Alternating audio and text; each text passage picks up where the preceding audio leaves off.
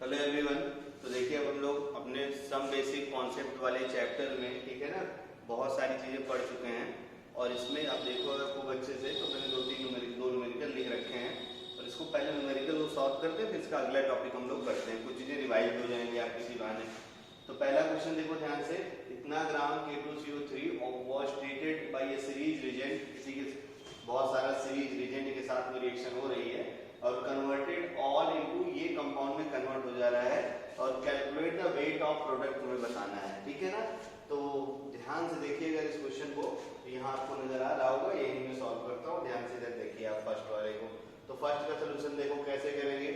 आपको दे रखा है K2CO3 है ना, तो आपको रिएक्टेंट दे रखा है देखो K2 और आपको CO3। अब देखो क्या कह रहा है, ये आपको दे रखा है भाई 27.6 ग्राम, ठीक है ना। Was treated by series reagent, ठीक है ना। मुझे नहीं पता ये किससे रिएक्शन हो रही है, ये बहुत सारे रिएजेंट के साथ में रिएक्शन हो रहा है, ठीक है। ध्यान दे रहा हूं मैं, पता नहीं इसमें क्या क्या है। सीरीज रिएजेंट ये तुम्हें दे रखा है, ध्यान से देखना। Series reagent treated with series reagent as to convert all carbon, इसके अंदर जो भी कार्बन है वो सब कन्वर्ट हो जाता है सीरीज रिएजेंट से रिएक्शन करने के बाद। प्रोडक्ट दे रखा है K2ZN3 और क्या दे रखा है देखो Fe और ये दे रखा है CN6 और होल ट्वाइस, ये आपको दे रखा है, ठीक है ना। चलिए अब देखिए, इतने देने के बाद आपको क्या calculate the weight of product और मॉलिक्यूलर वेट दोनों का अपने को दे रखा है। बहुत अच्छे से ध्यान से देखिए। तो हमें यहां से यहां तक पहुंचना है, कितना वेट प्रोडक्ट होगा यानी कितना ग्राम आपका ये बनेगा, ये अपने को बताना है। तो देखो ना, तो मुझे रिएजेंट पता है ना, तो मैं मतलब स्टोइकियोमेट्री का अगर मेथड लगाना चाहूँ बैलेंस रिएक्शन वाला, तो क्या लग पाएगा, नहीं लग पाएगा, ठीक है ना। तो सिंपल सा अपने पास जो तरीका है इस क्वेश्चन को सॉल्व करने का, वो तरीका सिर्फ और सिर्फ एक ही है। और वो तरीका कौन सा है देखो, POAC। इसके अलावा ये क्वेश्चन किसी भी मेथड से नहीं बन सकता है। अब POAC अगर मुझे लगाना है तो POAC हम लोग किसके लिए लगाएं, तो पहले ये देख लिया जाए कि POAC हम लोग किसके लिए लगाएं, ठीक है ना। तो POAC अब अगर मान लो तुम लोग जो है आप जिसके लिए सोचिए उसके लिए लगा दिया जाए। एक क्वेश्चन में देखो अगर ध्यान से, converted of all it's carbon, ये लाइन देखो, यानी कार्बन जितना भी इसका है K2CO3 का, ये पूरा कार्बन कन्वर्ट हो जाता है इस कंपाउंड में। तो पोटेशियम भी कॉमन है, कार्बन भी कॉमन है, लेकिन लगाएंगे किसके लिए, बोलो, लगाएंगे किसके लिए, कार्बन के लिए, ठीक ना। लगा सकते हो, लेकिन कार्बन ज्यादा अच्छा है क्योंकि कार्बन देखो टोटली वही तुम्हारा क्या है, वही तुम्हारा लिमिटिंग रिएजेंट है, यानी ये वाला पोर्शन जो लिमिटिंग रिएजेंट है पूरा पूरा वही खत्म हो जा रहा है। तो POAC किसके लिए लगा देते हैं हम लोग, कार्बन के लिए, ठीक है ना। अब देखना, POAC कार्बन के लगाएंगे तो रिएक्टेंट में कार्बन कहाँ है, K2CO3 में, तो जो भी सब्सटेंस है उसका मोल यानी K2CO3 का मोल। अब देखो ध्यान से, कार्बन की एटॉमिसिटी हो गई 1 इंटू क्या हो गया देखो, एवोगाड्रो नंबर इक्वल टू, देखो इधर प्रोडक्ट में पढ़ते हैं तो प्रोडक्ट में कार्बन देखो कहाँ पे है, अपना जो ये कंपाउंड है, बार बार इसको कौन लिखेगा, इसको मैं कंपाउंड को X मान लेता हूँ मैं, ठीक है ना, या लिख ही दूं, चलो K2 है ना, और क्या है तुम्हारा ZN3 विद इन ब्रैकेट में, ये देखो क्या है FeCN6 होल ट्वाइस, ठीक है ना।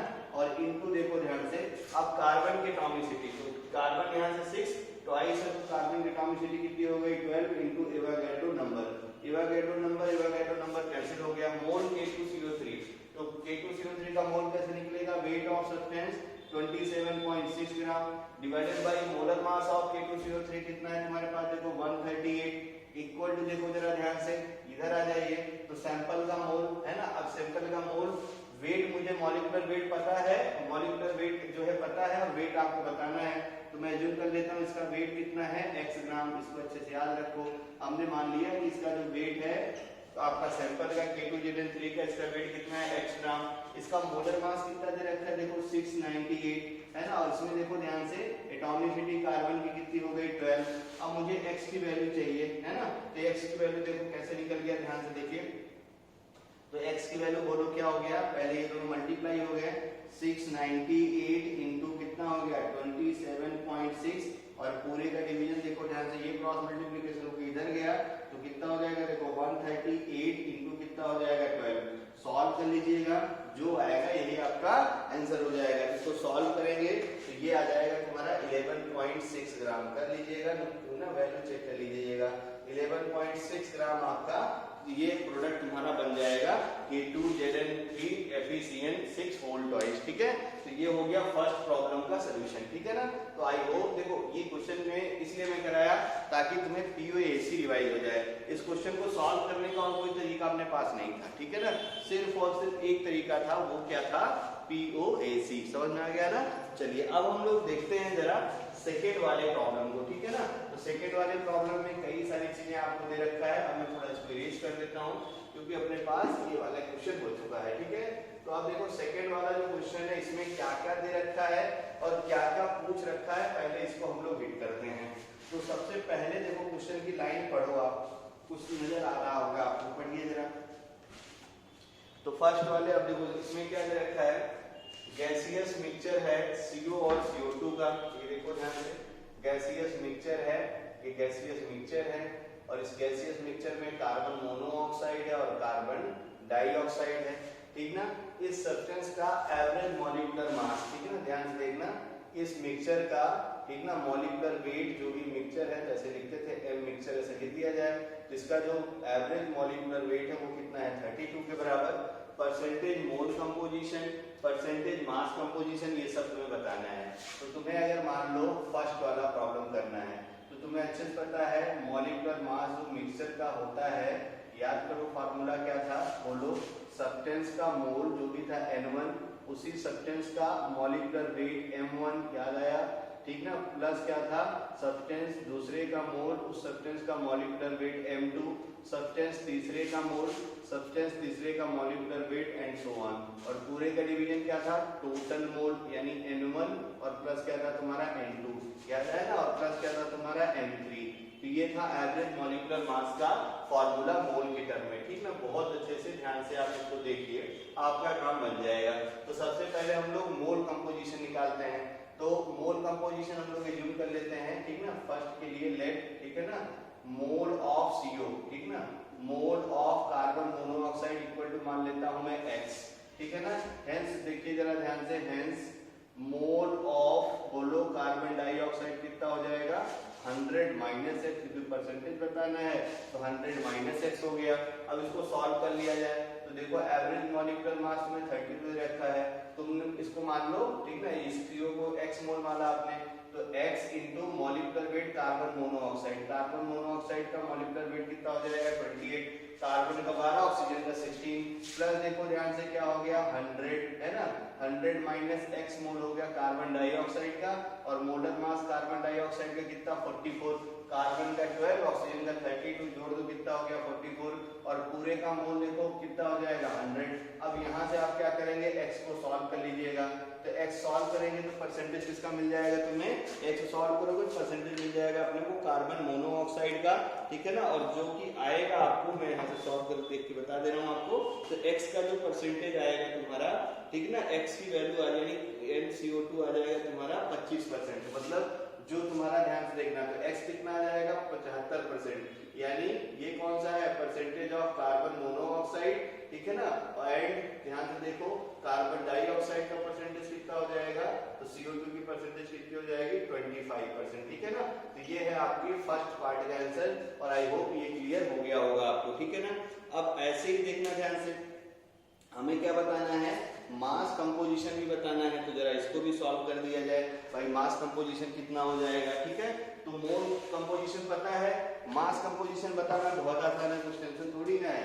तो देखना ध्यान से, बी पार्ट में आपको पता है, देखो मोल परसेंटेज कितना है, मोल परसेंटेज देखो अगर ध्यान से, तो मोल परसेंटेज में कार्बन मोनोऑक्साइड कितना है 75% है, और कार्बन डाइऑक्साइड कितना है बोलो 25% है, ठीक है ना। तो अब हम लोग क्या करें, यानी यहाँ से निकाल सकता हूं मैं, मास ऑफ कार्बन मोनोऑक्साइड कितना हो जाएगा, तो 75, और कार्बन मोनोऑक्साइड का मॉलिक्यूलर वेट तुमने अभी निकला था कितना था 28, और अगर मुझे बताना देखो मास ऑफ कार्बन डाइऑक्साइड, तो कार्बन डाइऑक्साइड का मोल परसेंटेज कितना है 25, और मोलर मास कितना हो गया 44, तो इसको मल्टीप्लाई कर दो, है ना, 25 इंटू 44 करोगे तो ये आ जाएगा तुम्हारा 110 ग्राम, कैलकुलेशन कर लेना, ठीक है ना।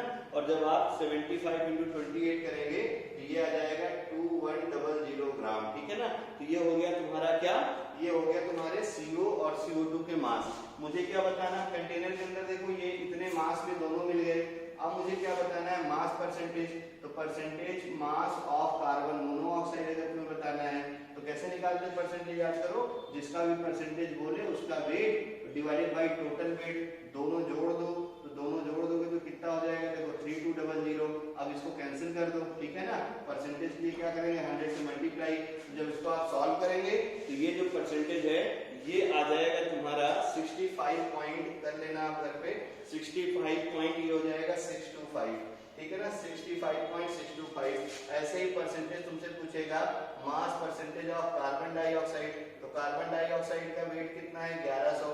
टोटल वेट कितना है, देखो 3200।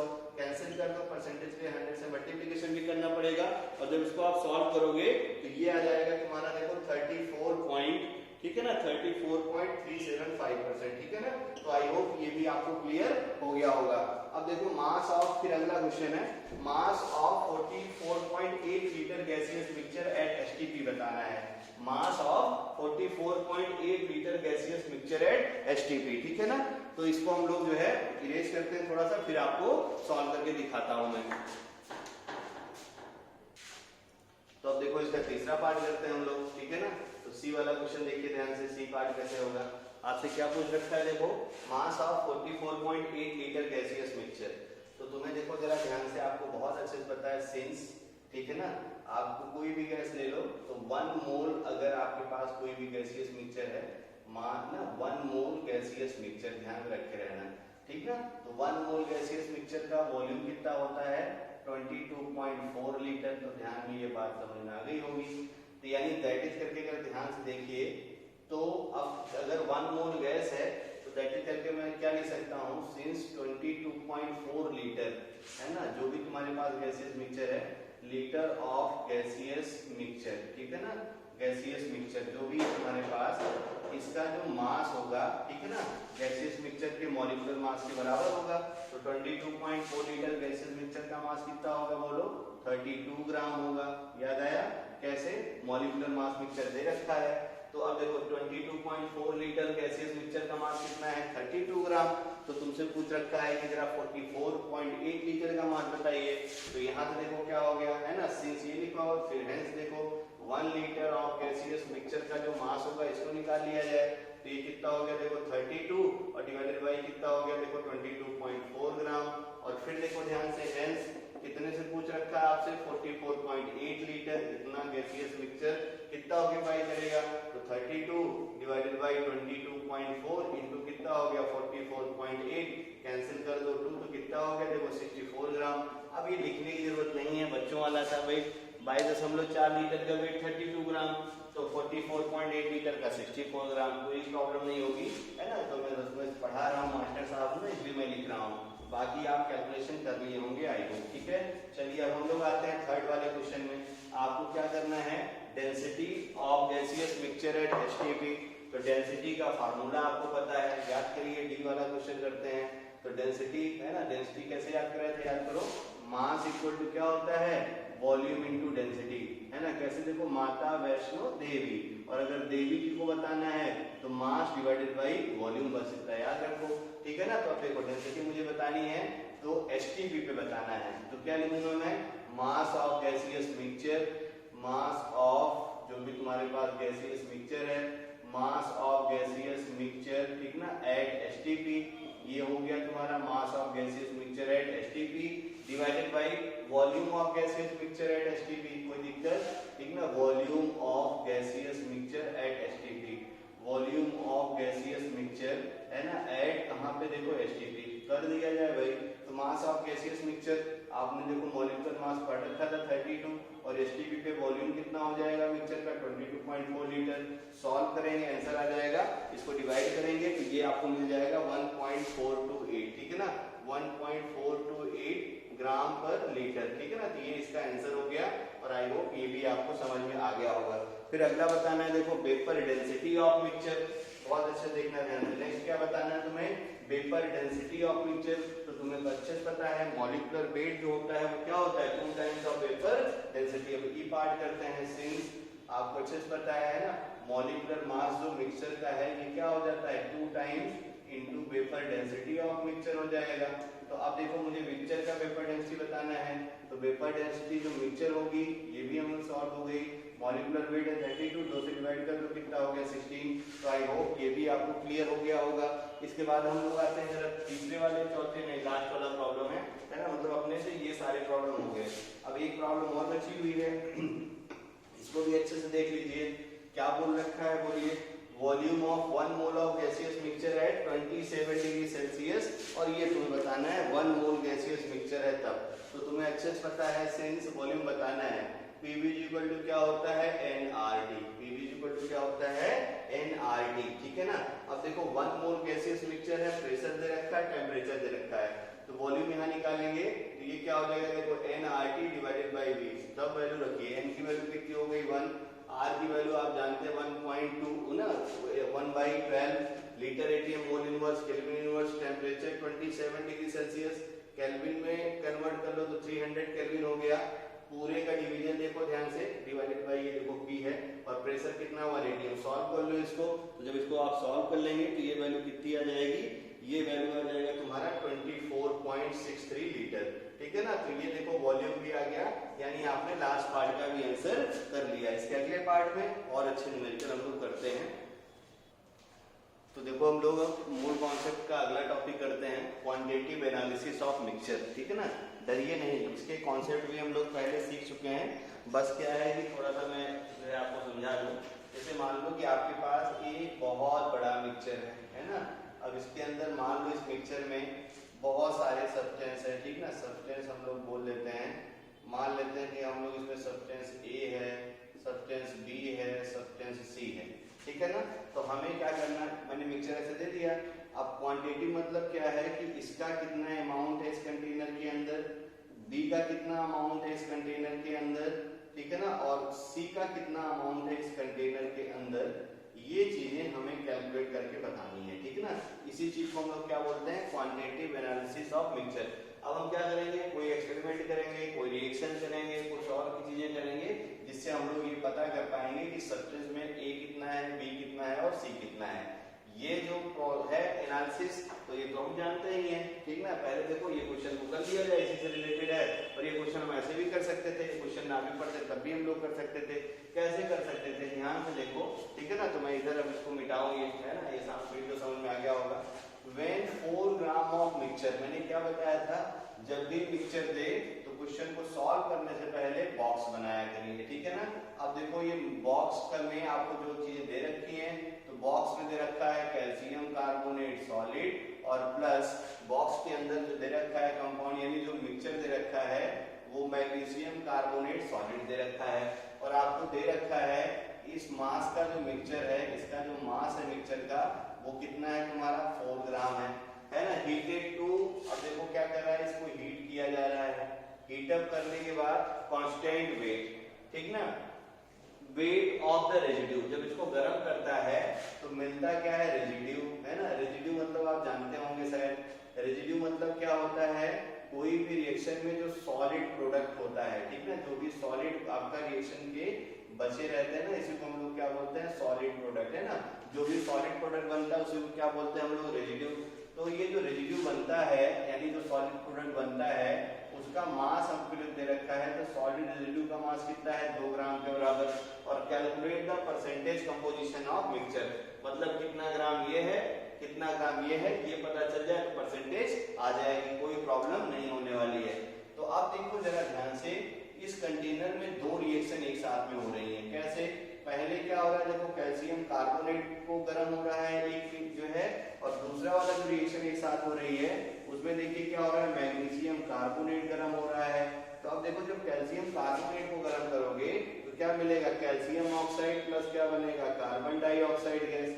यही अब आपको होते याद करो, किसी भी मेटेलिक कार्बोनेट को हीट अप कर देंगे तो क्या बनता है, मेटेलिक ऑक्साइड और प्लस कार्बन डाइऑक्साइड। यहाँ देखो ये भी तुम्हारा सॉलिड है, गर्म करोगे तो मेटेलिक कार्बोनेट को गर्म करो, मेटेलिक ऑक्साइड और क्या होता है, कार्बन डाइऑक्साइड गैसेस, ठीक है ना। तो ये भी गैस मिल गई आपको, जो है चैनल अगर देखेंगे, ठीक ना, आईटी मेडिकल लर्नर, तो आपको क्लास 10 के भी लेक्चर मिल जाएंगे, ठीक है। जीनियस के जो चैनल है उसमें भी क्लास 10 का लेक्चर मिल जाएगा, केमिकल रिएक्शन इक्वेशन वाला, जो कि हम लोग LOC 13 से शुरू किए हैं।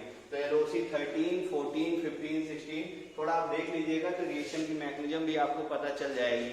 वहां पे मैंने थोड़ा इसको पढ़ा रखा है, ठीक है ना। तो जो भी आप जहां मन करे तहां देख लीजिएगा। इसके बाद आप देखिए जरा ध्यान से, तो सॉलिड प्रोडक्ट यहाँ पे ये बन गया और ये तो गैस के फॉर्म में निकल गया। तो मतलब देखो जितना मास कैल्शियम ऑक्साइड यहाँ बना है और जितना मास मैग्नीशियम ऑक्साइड यहाँ बना है, दोनों का वेट जोड़ेंगे तो किसके ग्राम, 2 ग्राम के बराबर हो जाएगा। और यही हमें कैलकुलेट कर लेना है। तो अब देखना ध्यान से, ये तो 4 ग्राम का मिक्सचर है, कितना ग्राम कैल्शियम ऑक्साइड बनेगा तो हम लोग किसी एक का वेट एज्यूम कर लेते हैं। तो हम लोग यही लिख लेते हैं, ठीक ना, लेट, ठीक ना, इस कंटेनर में जो तुम्हारा मास है, mass of calcium carbonate equal to कितना, x ग्राम। ध्यान से देखते रहना। अब इतना ये है, हेंस देखो ध्यान से, ठीक ना, सो मास ऑफ, बताइए मास ऑफ मैग्नीशियम कार्बोनेट कितना हो जाएगा भाई, टोटल है 4 ग्राम का, x हो गया कैल्शियम कार्बोनेट, मैग्नीशियम कार्बोनेट कितना हो गया 4 माइनस x ग्राम। तो मतलब क्या करेंगे, x ग्राम कैल्शियम कार्बोनेट से कितना ये बनेगा, ये कैलकुलेट कर लूं, x 4 माइनस x ग्राम से कितना मैग्नीशियम ऑक्साइड बनेगा ये कैलकुलेट कर लूं और दोनों जोड़ के 2 के बराबर कर दूं, आंसर आ जाएगा। करके दिखा देता हूं, कुछ भी लगा दो, जो मन करे वो लगा दो, है ना, पीवीएसी लगा दो, स्टोइकियोमेट्री लगा दो, रिएक्शन बैलेंस से कोई दिक्कत नहीं है। तो चलो स्टोइकियोमेट्री लगा देते हैं। तो सिंस देखो क्या हो गया, पहले स्टोइकियोमेट्री, 1 मोल कैल्शियम कार्बोनेट प्रोड्यूसेस, बोलो 1 मोल क्या, कैल्शियम ऑक्साइड, कोई प्रॉब्लम नहीं है। अब देखना ध्यान से, ये प्रोड्यूसेस का लिख दो यहाँ पे भाई। हेंस देखो ध्यान से, कैल्शियम कार्बोनेट का मास कितना, 100 ग्राम, भाई ग्राम ग्राम खेल लेंगे हम लोग, ठीक है ना। तो ये देखो क्या हो गया, 100 ग्राम कैल्शियम कार्बोनेट प्रोड्यूसेस, ठीक है ना। अब देखो 1 मोल का मास कितना हो जाएगा, कैल्शियम का कितना होता है 40, ऑक्सीजन का 16, ऐड कर तो कितना हो गया 56, यानी कितना ग्राम बन गया, देखो 56 gram of calcium oxide. Hence देखो ध्यान से, 1 ग्राम कैल्शियम कार्बोनेट कितना प्रोड्यूस करेगा, तो 1 ग्राम कितना प्रोड्यूस करेगा 56 डिवाइडेड बाय देखो 100, है ना, इतना ग्राम ऑफ कैल्शियम ऑक्साइड, ठीक ना। हेंस देखो ध्यान से, कितना ग्राम है तुम्हारे पास calcium carbonate, x gram calcium carbonate है और कितना हो गया 56 डिवाइडेड बाय x और x से यहां मल्टीप्लाई कर दो, यानी इतना ग्राम क्या हो गया कैल्शियम ऑक्साइड। कोई प्रॉब्लम नहीं है, ठीक है ना। चलिए इधर देखते हैं हम लोग, यहाँ भी स्टोइकियोमेट्री लगा दो। सिंस 1 मोल, है ना, मैग्नीशियम कार्बोनेट प्रोड्यूसेस, ठीक है ना, सिंस 1 मोल मैग्नीशियम कार्बोनेट प्रोड्यूसेस, बोलो कितना, 1 मोल मैग्नीशियम ऑक्साइड, कोई प्रॉब्लम नहीं होनी चाहिए। ग्राम में रिप्लेस करना है तो मैग्नीशियम का एटॉमिक वेट कितना 24, कार्बन का कितना 12, ऑक्सीजन का कितना 48, एक ऑक्सीजन का 16 और 3 का कितना हो गया 48, ऐड कर दो तो ये कितना हो जाएगा 4 और ये कितना हो गया 4 5, है ना, और 5 2 7 और 1 8, यानी कितना हो गया तुम्हारा 84 ग्राम। तो यानी हम लोग यहाँ देख सकते हैं हेंस 84 ग्राम, ठीक है ना, मैग्नीशियम कार्बोनेट, याद आया होगा आपको, कितना प्रोड्यूस करेगा।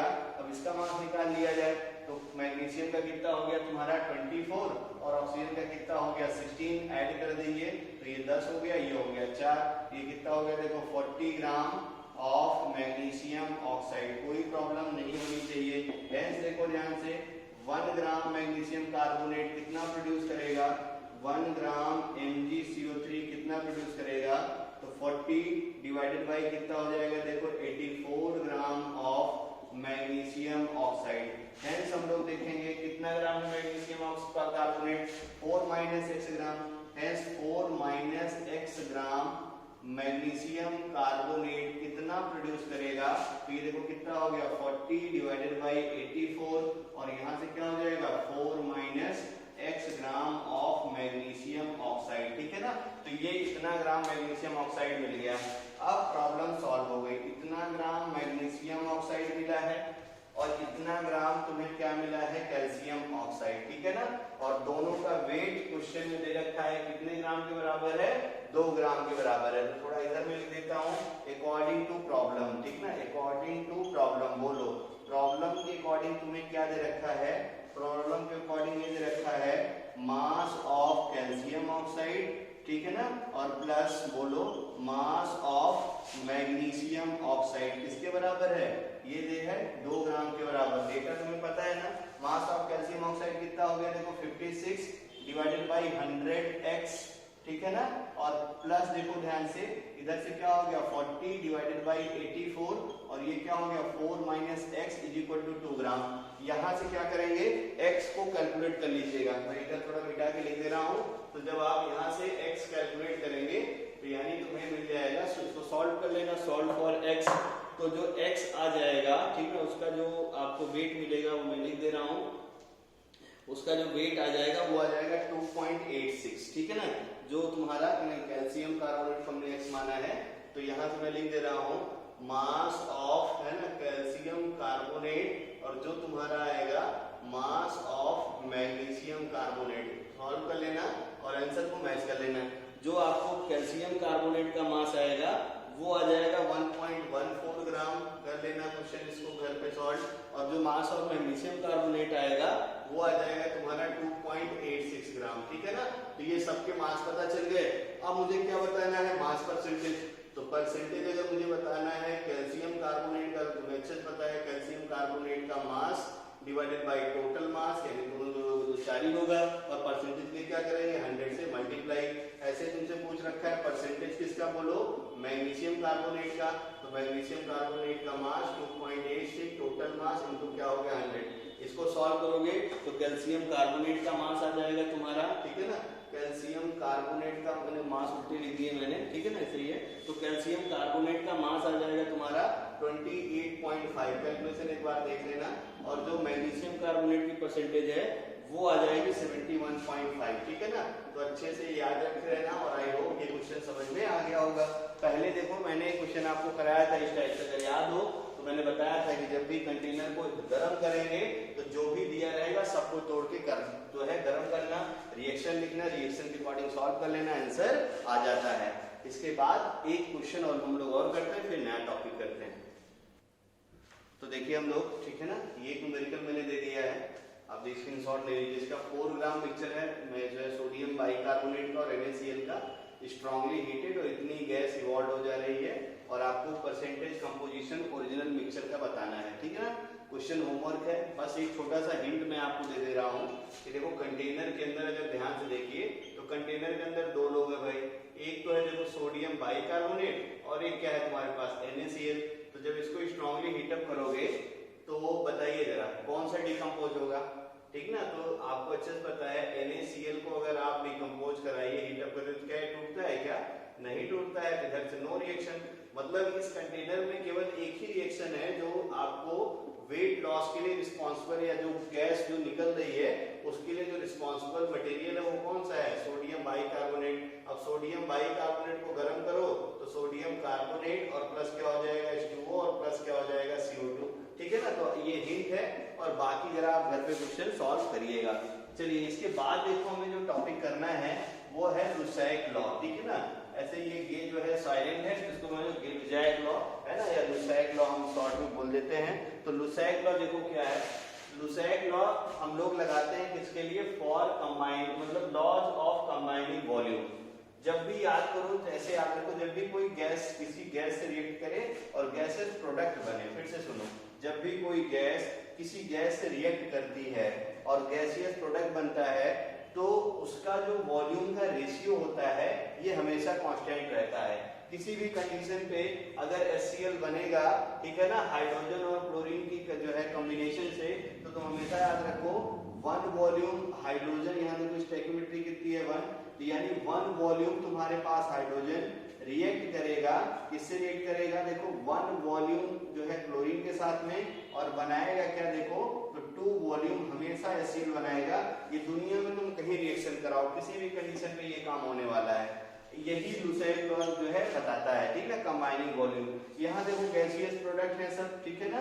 तो अगर आप इसकी बात करेंगे तो पहले इसको रिएक्शन बैलेंस करो। तो हाइड्रोजन देखो 4 है, यहाँ हाइड्रोजन 2 ही है।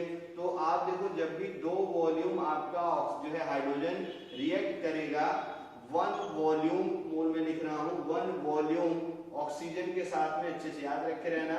तो सच दैट हमेशा याद रखो कि 2 वॉल्यूम क्या बनेगा तुम्हारे पास, वाटर। यही क्या है, लुसाक लॉ, ठीक है। लुसाक लॉ का जो मतलब मेन एप्लीकेशन है ना, ये हम लोग करते हैं हाइड्रोकार्बन के कंबशन में। किसमें करते हैं, हाइड्रोकार्बन के कंबशन। बहुत सारी बुक में डेफिनेशन रिएक्शन है, सर्च करके आप लिख लीजिएगा। बाकी मैंने बोल दिया क्या होता है, for the combining volume gases reactant होना चाहिए और गैसियस प्रोडक्ट होना चाहिए, उसी के लिए हमें लुसाइक लॉ लगाना है, ठीक है ना। फिर से देखो इसका मेन एप्लीकेशन जो होता है वो हमें लगाना है, इसके लिए देखो हाइड्रोकार्बन के कंबशन के लिए। तो हाइड्रोकार्बन देखो ध्यान से, हाइड्रोकार्बन क्या होते हैं, ऐसा ऑर्गेनिक कंपाउंड जिसमें कार्बन और हाइड्रोजन, उसको हम लोग क्या बोलते हैं, हाइड्रोकार्बन। तो जब भी कोई हाइड्रोकार्बन CHHY हाइड्रोकार्बन मान लो, इसका कंबशन कराओ, तो कंबशन मतलब होता है ऑक्सीजन से रिएक्शन। ये रिएक्शन आप अच्छे से याद रखिए, X + Y/4 O2 gives X CO2 और प्लस क्या बन जाएगा देखो Y/2 H2O, ठीक है ना। ये रिएक्शन बहुत इंपॉर्टेंट है, याद रख लीजिए, बहुत सारे प्रॉब्लम में ये रिएक्शन का काम पड़ेगा, ठीक है ना। कोई भी हाइड्रोकार्बन हो CHHY, उसको ऑक्सीजन कितना चाहिए, X + Y/4 O2 X CO2 + Y/2 H2O, और बाकी कंबशन रिएक्शन से आपको अच्छे से पता है कि हीट निकला करती है। जैसे देखिए एग्जांपल, मैं तुमसे पूछूं कि आप जरा CH4 का ऑक्सीजन से रिएक्शन कराओ, कंबशन कराओ, क्या बनेगा प्रोडक्ट। तो आप देखना ध्यान से, यहाँ पे X की वैल्यू कितनी है 1, Y की वैल्यू कितनी है 4, X + Y/4 यानी 1 प्लस ये देखो क्या हो गया 4/4 O2 गिव्स X CO2 यानी 1 dot CO2 plus Y/2 H2O यानी देखो 4/2 क्या हो गया तुम्हारा H2O। सॉल्व कर दो, 4 से 4 कैंसिल हो गया, ये कैंसिल हो गया, तो यहाँ से क्या मिलेगा देखो CH4 1 + 1 क्या हो गया देखो 2O2 प्रोड्यूसेस देखो क्या हो गया तुम्हारे पास CO2 और प्लस क्या हो गया देखो 2H2O। रिएक्शन हो गई बैलेंस, कोई प्रॉब्लम नहीं है, ठीक है ना। और कुछ देख लेते हैं कंबशन ताकि आपको और सारे समझ में आ जाए। जैसे देखो मैं तुमसे बोलूं कि अपने पास एसिटिलीन का कंबशन है ना, एसिटिलीन को कंबशन किया, बताइए जरा कितना सी जो है आपको CO2 और वाटर बनेगा। तो एसिटिलीन का फार्मूला क्या होता है देखो C2H2। अब देखना ऑक्सीजन कितना चाहिए X + Y/4 यानी 2/4 O2 प्रोड्यूसेस X CO2 यानी कितना CO2 हो गया देखो 2 CO2 प्लस Y/2 H2O यानी कितना हो गया 2/2 H2O। रिएक्शन बैलेंस कर लो, 2 1 जा 2 2 2 जा 4, ये देखो क्या हो गया C2H2 और प्लस देखो 2 2 जा 4 प्लस 1 कितना हो गया 5/2 O2 प्रोड्यूसेस X CO2, तो ये देखो X CO2 यानी कितना हो गया 2 CO2, 2 से 2 कैंसिल हो गया, कितना हो गया H2O। अब आप अच्छे जानते हैं कभी भी रिएक्शन में कोई भी रिएक्टेंट प्रोडक्ट फ्रैक्शनल नहीं लिखते हैं ना, तो जो भी डिनोमिनेटर है उससे मल्टीप्लाई कर दो, तो देखो क्या हो गया 2 C2H2 और प्लस क्या हो गया देखो 5 O2 प्रोड्यूसेस बोलो क्या हो गया 4 CO2 और प्लस क्या हो गया बोलो 5 जो है 2 H2O, ठीक है ना। तो ये हो गया इस रिएक्शन का बैलेंस रिएक्शन। अब बाकी आप इसके बाद कुछ भी पूछेगा तो सॉल्व कर लेंगे। एक एग्जांपल और कर दूं मैं, ठीक है ना, आपसे कंबशन का एक एग्जांपल और। मान लो आपसे बोले कि हमने बेंजीन का कंप्लीट कंबशन करा दिया, ठीक है ना, तो बेंजीन का फार्मूला क्या होता है C6H6। ये देखो ये क्या है तुम्हारा बेंजीन, ठीक है ना। तो बेंजीन का कंबशन अगर कराऊंगा X + Y/4 यानी 6/4 O2 कितना CO2 बनेगा X CO2, X की वैल्यू क्या है 6 CO2 प्लस Y/2 H2O यानी क्या हो गया देखो 6/2 H2O। सॉल्व कर दो, ये हो गया 3, थोड़ा और सॉल्व कर लिया जाए 2 3 जा एंड 6 2 2 जा 4, ये देखो क्या हो गया याद करो C6H6 और प्लस क्या हो गया 6 2 जा 12 प्लस 3 कितना हो गया देखो 15/2 O2 प्रोड्यूसेस X CO2 यानी 6 CO2 और प्लस क्या हो गया देखो 3H2O, है ना। क्रॉस मल्टीप्लिकेशन कर दिया जाए 2C6H6 प्लस क्या हो गया देखो 15 O2 प्रोड्यूसेस ये देखो कितना हो गया 12 CO2 प्लस क्या हो गया 6 H2O। रिएक्शन है बैलेंस, कोई प्रॉब्लम नहीं है, समझ में आ गया होगा। तो जब भी हाइड्रोकार्बन का कंबशन हो तब भी हम लोग इसी लॉ को लगा के अच्छे से क्वेश्चन को सॉल्व कर लेते हैं, ठीक है ना। तो इसके न्यूमेरिकल हम लोग अगली क्लास से करेंगे। यहाँ तक के वीडियो को अच्छे से देखिए, नोट्स अच्छे से बनाते रहिए शुरुआत से, और प्रॉब्लम RCM नरेंद्र अवस्थी खूब अच्छे से सॉल्व करते रहिए। Thank you.